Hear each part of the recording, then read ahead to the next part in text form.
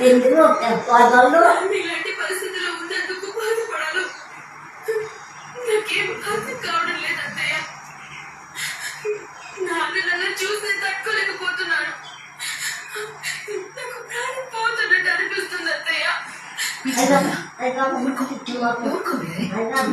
వాడు మీ నాన్న కంటే ముందు నాకు తమ్ముడే. మరి నా బాధ్యత కదా.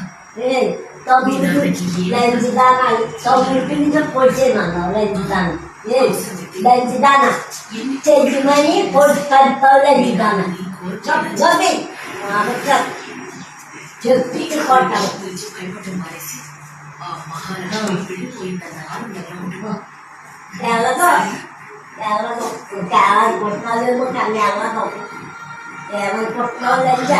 పంపించడం అయిపోయింది. ఇంకా మీకు నా కొడుకు